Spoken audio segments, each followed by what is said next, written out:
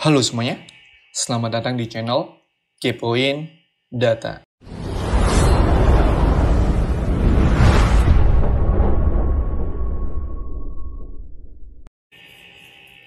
Nice. Sekarang kita akan belajar gimana membuat sebuah deep learning dengan fundamental matematika. Nah, ini teman-teman kalau misalnya sebelum kita membuat yang lebih advance atau real project-nya, kita perlu tahu nih fundamental matematikanya. Karena semua itu berawal dari sini. Nah, di sini kita menggunakan beberapa modul, ada Mendeley, NumPy, dan lain sebagainya. Nah, di sini aku mengambil kutipan dari bukunya Seth Bitmat, Deep Learning from Scratch. Nah, di situ banyak banget sih tentang algoritmanya dan juga codingannya. Tapi di sini aku mencoba lebih memperjelas saja ke teman-teman cara implementasinya. Nah, di sini kita akan belajar gimana cara membuat sebuah turunan. Jadi kan kalau misalnya di deep learning, kita kan bisa lihat ada fundamentalnya. Nah, di sini kita akan belajar fundamental derivatif one input ya, yang pertama. Nah, sebenarnya turunan itu kayak seperti apa sih? Turunan seperti ini ya, teman-teman ya. Di sini tuh ada suatu slope atau kayak garis gitu lengkungan. Nah, disitulah yang membuat data kita atau apa yang kita cari loss-nya itu, function loss-nya itu bisa kayak gradien gitu. Nah, rumusnya menggunakan slope ini ya. F A plus 0,01 lalala. Oke, ini adalah cara untuk mencari lakukannya ya pada suatu data kayak gitu. Kemudian gimana kita mendapatkan suatu derivatif atau turunan? Itu caranya seperti ini ya teman-teman ya. Di sini kita menggunakan callable. Callable itu buat apa sih? Callable itu kita ingin memastikan bahwa data yang masuk itu Mendeley. Mendeley itu berdimensi ya. Atau biasanya kayak teman-teman touch. Kemarin kita udah belajar touch ya. Itu kan ada suatu dimensi. Itu ada Mendeley.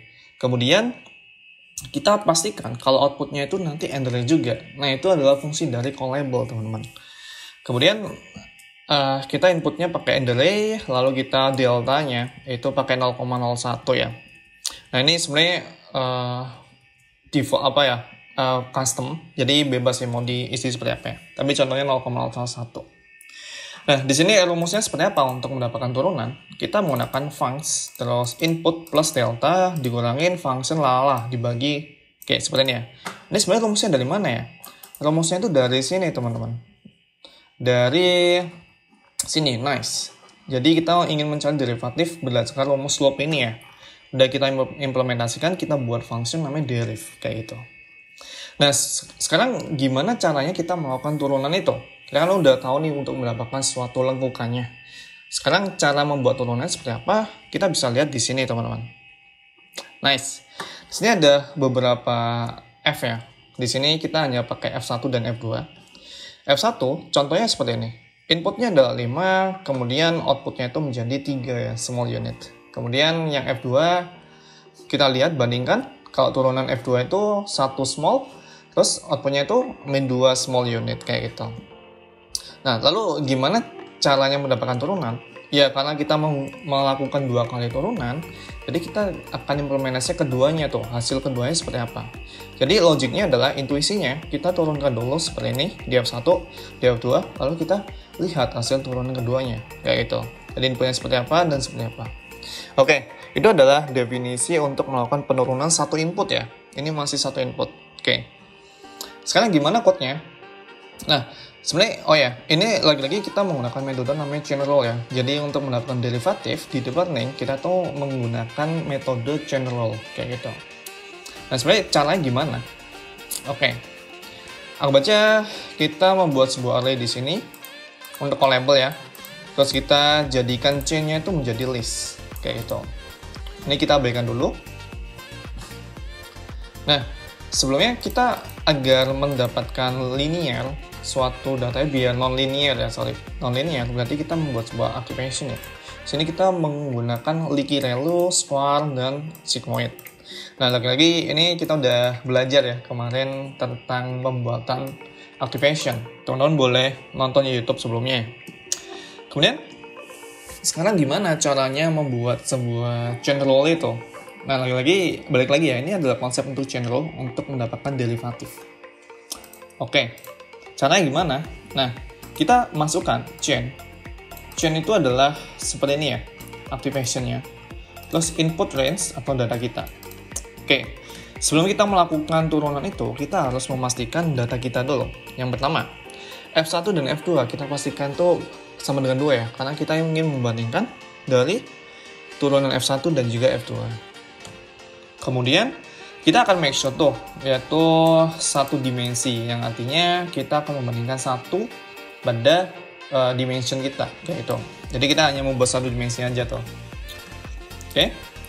Nah, di sini kita akan menggunakan chain-nya itu 0 dan juga chain-nya itu 1 pada F1 dan juga F2 ya. Ini kayak membuat sebuah F1 dan juga F2 kayak itu.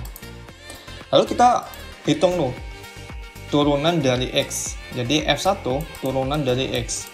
Ya kita menggunakan F1 input length X ya. Karena ini belum kita memasukkan derivatif. Karena kita belum mencari slope pada data kita kayak gitu.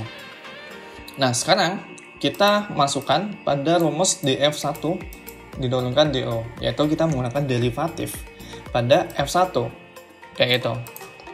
F1 ini ya, chain lala. Terus df2 diturunkan do fs f1x, itu kita akan menurunkan kedua halnya ini ya. Nah, kalau misalnya teman-teman masih bingung, kita bisa lihat di sini teman-teman. Di sini lagi ya, f1 terus f2 f12 kayak gitu. Kita menurunkan kedua hal itu ya. Oke, kita udah menurunkan, lalu hasilnya kita kalikan turunan dari F1 dan juga F2 kayak gitu. Jadi gitu ya teman-teman, untuk mencari turunan pada satu input, dimana kita menurunkan, kita bisa bilang yaitu 2 kali. Kayak chain rule kan pasti dia kayak lanjutan gitu. Nah itu maksudnya ya. Terus outputnya seperti apa? Kita coba lihat ya. Di sini kita menggunakan data random seperti ini ya. Terus kita menggunakan chain-nya itu untuk square, sigmoid, square. Oke. Nah, kita akan coba di chain 2 aja. Kita akan menggunakan activation-nya dari sigmoid ya, atau chain-nya. Oke. Nah, di sini kita inputkan datanya, terus chain 2, ini kita buat yang nggak derivatif ya. Kita bikin inputan biasa itu seperti apa. Terus kita bandingkan dengan derivatif f diturunkan dengan dx kayak gitu. Kita lihat hasilnya. Nice. Seperti ini ya. Ternyata fx itu dia ke positif ya. Kalau df turunan dx itu ke negatif. Kayak gitu ya perbedaannya. Nah, ini apakah udah jadi turunan kita? Itu kalau misalnya sebatas hanya 2, ini udah bisa dikatakan udah jadi turunannya. Tapi gimana kalau misalnya kita menggunakan lebih dari 2? Oke, kita ada intuisinya. Perfect relation. If up then is positive. Nah, kalau misal naik itu positif, kalau down itu ke 0 atau negatif nih ya. Kalau ini ke 0 sih ini. Ke 0 atau negatif. Jadi kayak basically itu di learning function derivative can mostly be calculated kayak gitu. Nah, gimana kalau misalnya F1, F2, F3? Di sini ada suatu rumusnya, teman-teman. Jadi, kita akan membandingkan 3 turunan. Kita mulai dari F3 ya. Diturunkan dengan dx. Kita pakai F2, F1, X. Ya kayak turunan biasa ya. Kalau misalnya F2, kita naik, tinggal F1. Kalau F1 berarti tinggal X kayak gitu ya. Jadi kayak menurun terus gitu. Itu kita akan gunakan F3 kalau F3. Kalau F4 gimana? Sama aja, tinggal tambahin aja F3, F2, F1 terus tambah, terus kita pakai ini lalala. Oke. Simple ya untuk turunan. Nice. Sekarang kita akan derivative slowly with step by step. How is do this concept? Jadi kita akan menggunakan konsepnya dari forward pass and dan backward pass. Oke, sini kita akan memastikan bahwa chain kita itu adalah 3 ya, karena kita menggunakan 3 guys. Oke, nah chainnya tuh ada 3 ya, jadi F1 itu indeks 0, indeks 1, indeks 2, F3. Oke, terus kita membuat sebuah forward pass. Forward passnya seperti apa? Ya kayak tadi tuh, kita F1 input range. Ingat ya, balik lagi ke sini ya. F1 inputnya doang, terus F2 itu F1, lihat. F2, F1, oke, kayak gitu ya. Lalu yang backward pass, kita akan menggunakan di F3 aja, kayak gitu. Jadi kita buat, ini kan belum turunan nih, kita hanya inputan aja ya, itu for pass. Terus kalau misalnya turunan, kita nggak bilang gradien dulu ya, itu nanti ya. Kita bikin turunan itu untuk mendapatkan backward pass-nya. Backward pass-nya itu apa? Itu seperti apa? Kita gunakan aja derivatif dari F3, derivatif dari F2, derivatif dari F1, kayak gitu. Ini dari mana rumus ini? Kita lihat dari kalkulasi di sini ya. Nah, ini udah sesuai ya. Oke, kalau forward, kita kan nggak sampai dari F3 ya teman-teman, karena kita nggak menurunkan sesuatu. Tapi kalau backward, kita akan membalikkan dari apa ya, kayak maju ke mundur, mundurnya kita menggunakan turunan, kayak gitu. Itu ada intuisi dari forward pass, backward pass berdasarkan chain rule. Nah, lalu seperti apa? Ya kita kalikan ketiga hal itu untuk mendapatkan derivatifnya. Mirip kayak yang tadi ya, kalau F1, F2 kita kalikan F1 dan F2. Kalau F1, F2, F3 ya udah dikalikan aja kayak gitu. Terus bagaimana hasilnya? Kita lihat ya teman-teman. Nah, di sini kita menggunakan beberapa chain, yaitu ini chain 0, 1, 2, berarti ini dari kita ya F1, F1, F2, F3. Lalu di sini kita ini tanpa ada ini X ya, ini X, terus ini turunan seperti ini ya, ini mirip kok dengan yang rumus ini. Nah, F1, terus F2, F1.